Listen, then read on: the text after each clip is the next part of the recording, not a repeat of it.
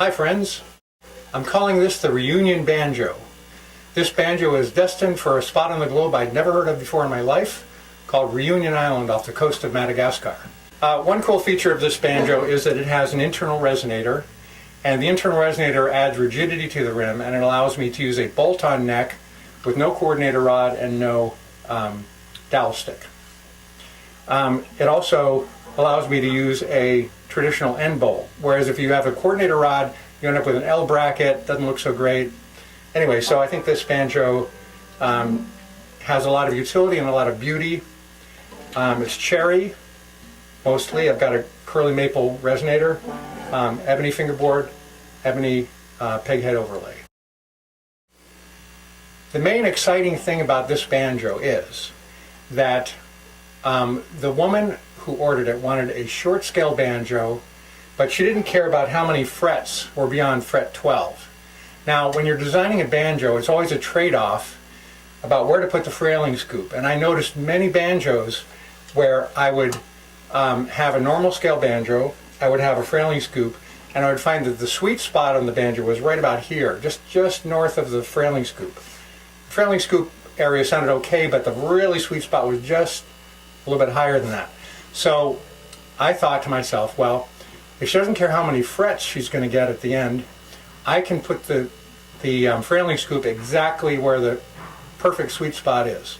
And so with that in mind, I designed the length of the neck. I was able to put the bridge at an appropriate spot instead of a little bit higher up, because when you want more frailing scoop, you might want to move the bridge up, but in this case I didn't have to.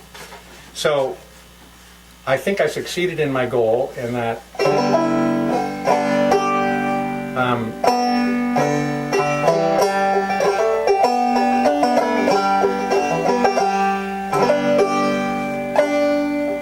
you get that nice slight clucking sound.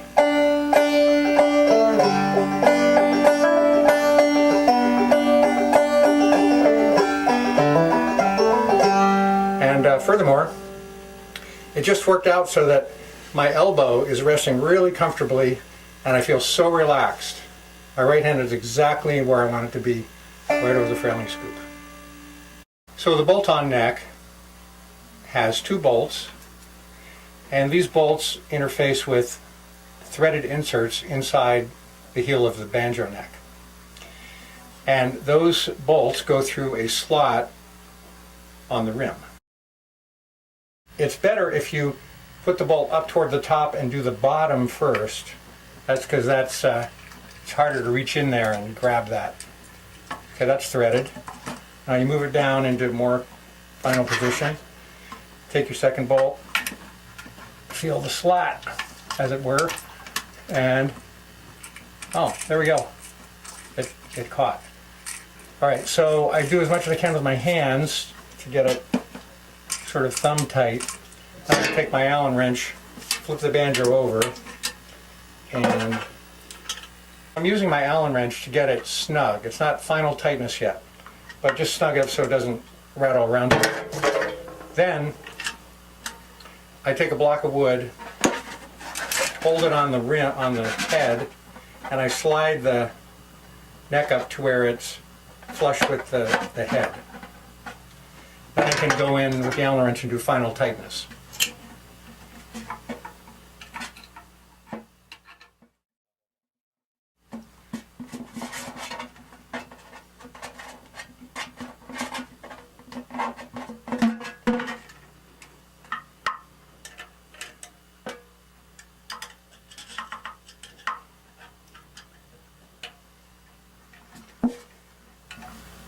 That's good. Then it's good to sight down the banjo.